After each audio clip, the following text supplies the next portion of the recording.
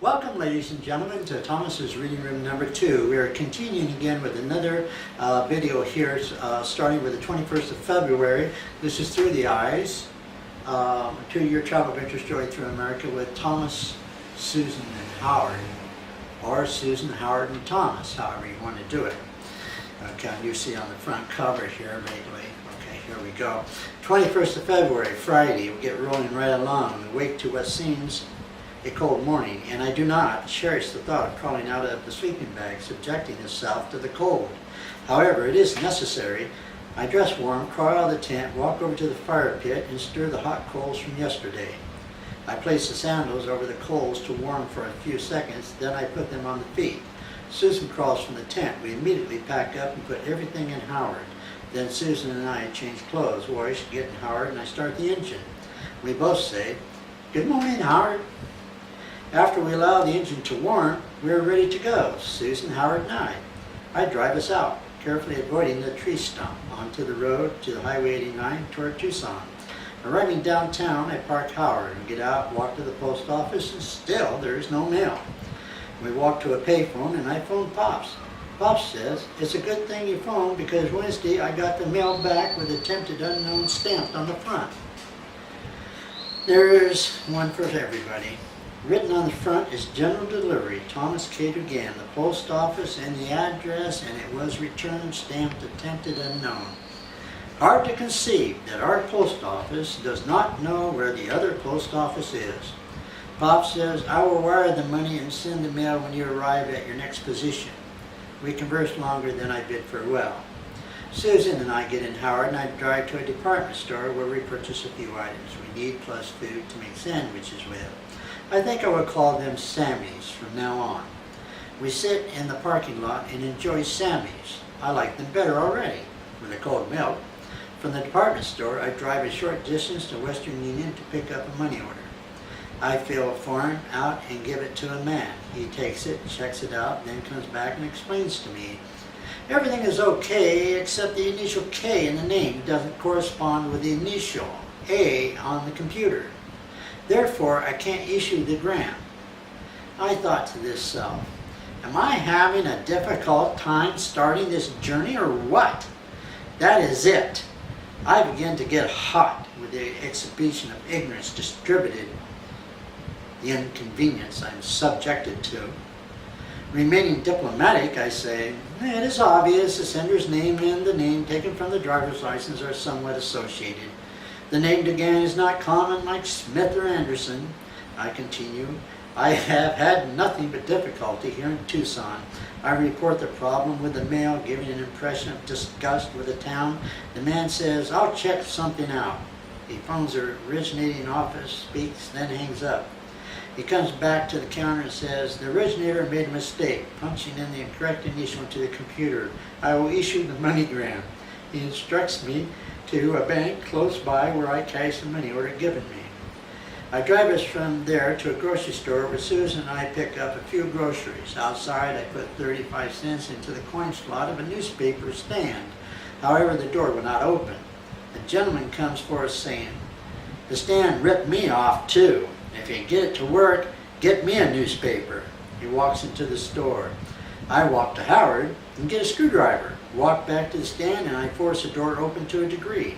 Susan reaches in and pulls out 2 newspapers. I take one and Susan goes into the store to give the other one to the gentleman. When he comes back out and gets in Howard, who seems bored, I drive us to Reed Park. We sit at the table, read the newspaper, and enjoy a few snacks before we begin to ride. Later, I drive us to a mall where we walk around and talk of different things in relation to what we are doing. I will be immensely happy once we cross the border into New Mexico. We leave the mall and I drive to a vacant lot with a few trees and shrubs providing seclusion. Tired, we conclude the day. I would die to the yesterdays, and awake to a new day with a fresh, clear, silent mind.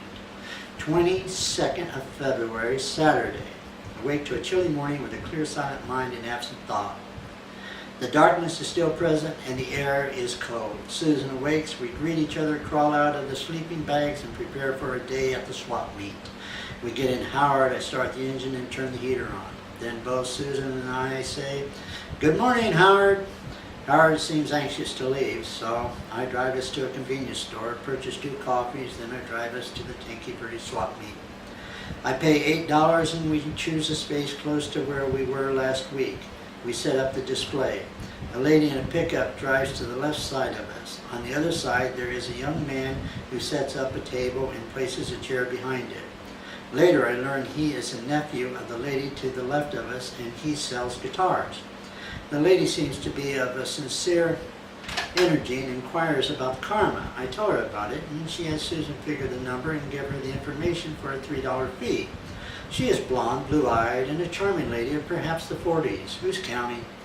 She sells ornaments shaped like bells of many sizes, and I observe later that she does a good business. The day is not too good to us, though we generate plenty of interest, and a few people do wish to become ordained. Though they cry, "No money!" It's 2 p.m. and only an hour left in the session. Then at 2:45 p.m., the man and woman stop to look over the merch material. I inform them of the church, and the man leaves for a moment, saying he will be back. I continue to describe to the woman the benefits of becoming ordained. Soon the man comes back and the woman asks the man if he wants to do it. He says, "Why not? Okay." They ask me if I will ordain both of them for the price of one. I say yes. I think to this self, a piece of pie is better than no pie as long as the piece is good.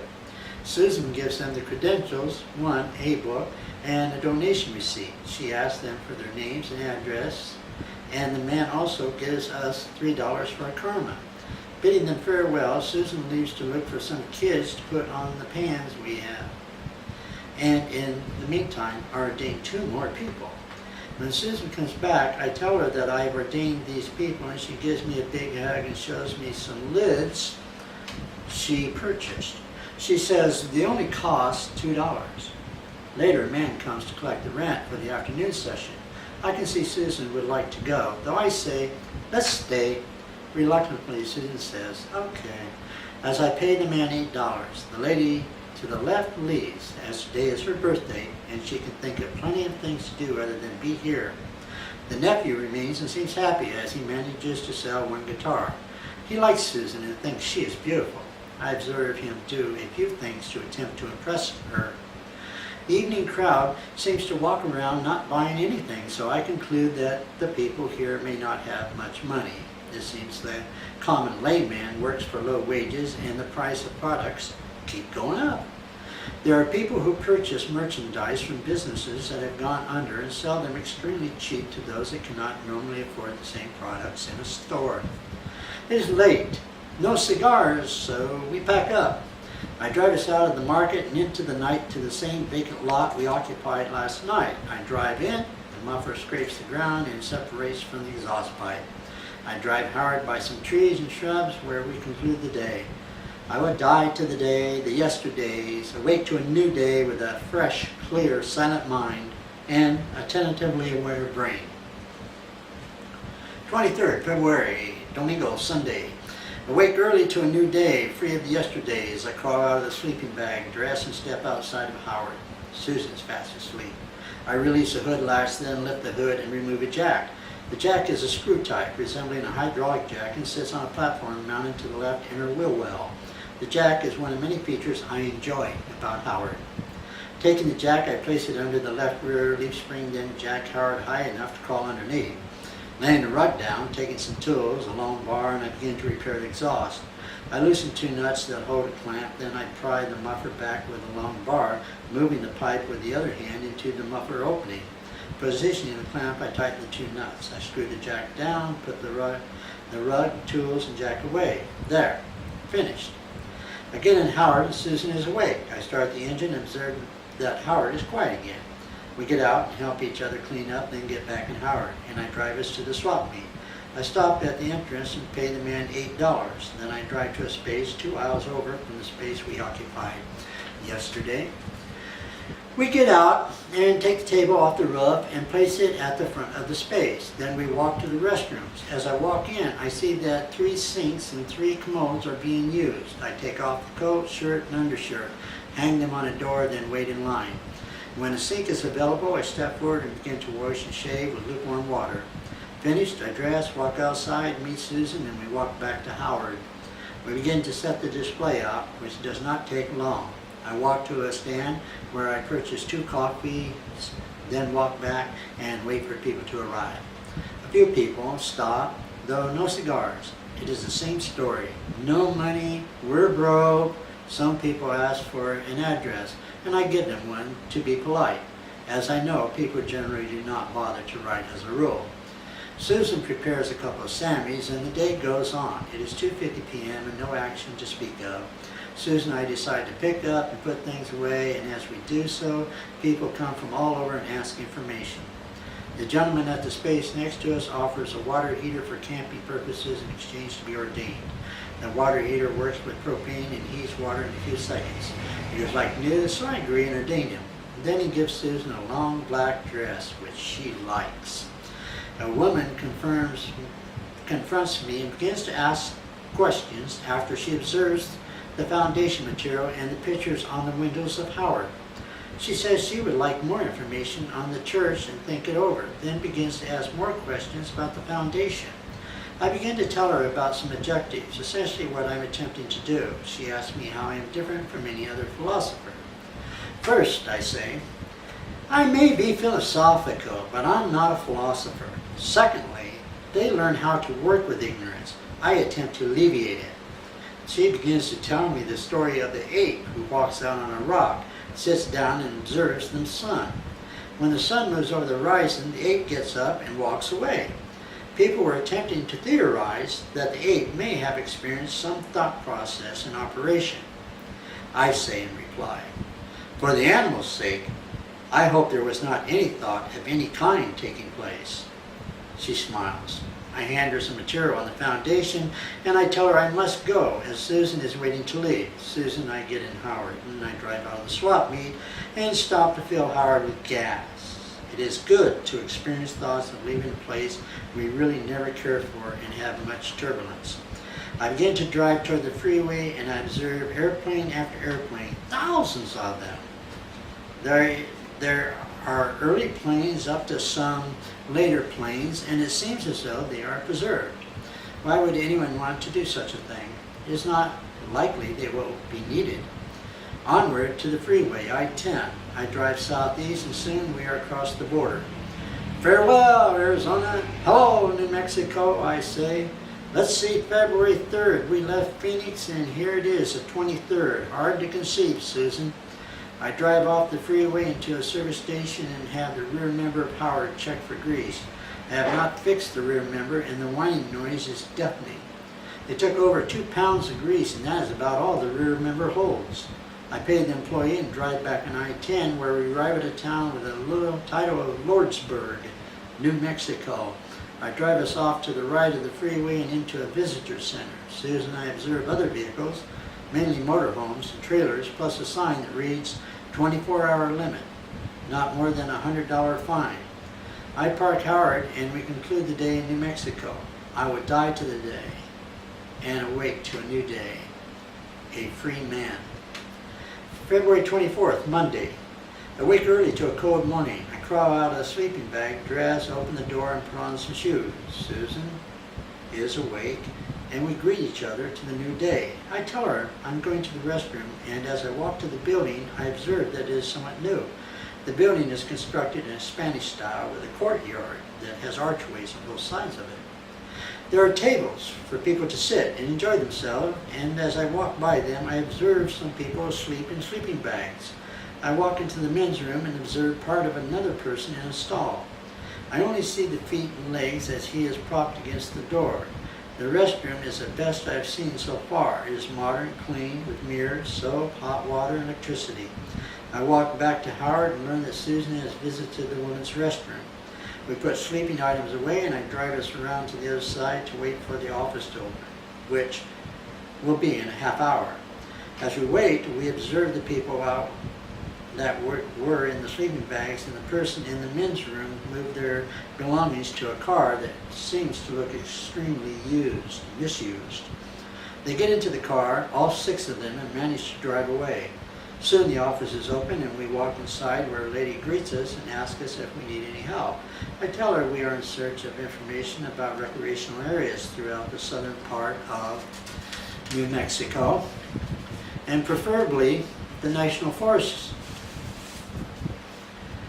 She gives Susan and I maps to take with us and other information. We thank her and walk back to Howard, who seems anxious to get going. Sometimes I think anyone who sees Howard becomes sad, seeing how loaded down he is. We get inside, I start the engine and drive us to the business section of Lordsburg. We stop at the Chamber of Commerce and inquire places to camp. A lady tells us that New Mexico state parks and private campgrounds all have user fees. We thank her, walk back to Howard and get in. After a short discussion, I drive us onward through a town with the title of Hatch.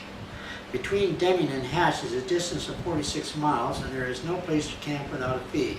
I drive off the highway onto a clearing before we enter Hatch, and Susan prepares a couple of Sammies.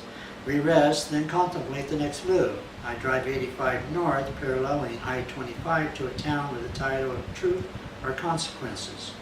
We stop at a gas station, convenience store to fill Howard, plus purchase some snacks.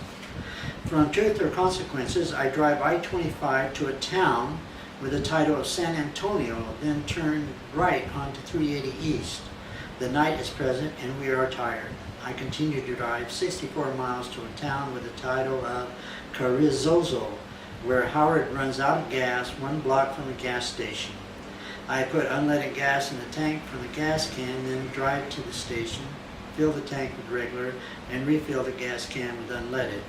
Leaving the station, I turn onto Highway 54 and drive south to a town with the title of Tularosa. Somewhere between Carrizo and Tularosa, there is a camping area at 3 Rivers. However, I have apparently missed it. I drive into a convenience store parking area, and Susan goes inside to inquire about the location of 3 Rivers. She comes out, gets Howard, and tells me the gentleman inside says go 17 miles south on Highway 54. There is a bar at the corner. Make a right turn at the bar. I heard somewhere that Billy the Kid sometimes got down this way. Seems for some reason I have become excited through the entertaining thoughts, as though I can sense a certain energy, a charisma. I drive back 17 miles, and sure enough, there is a closed building that when one looks closely, it resembles a bar. I turn right, drive 5 miles, and observe a possible campground on the left side of us. We continue to drive 7 miles into the mountains and arrive at a camping area that seems adequate.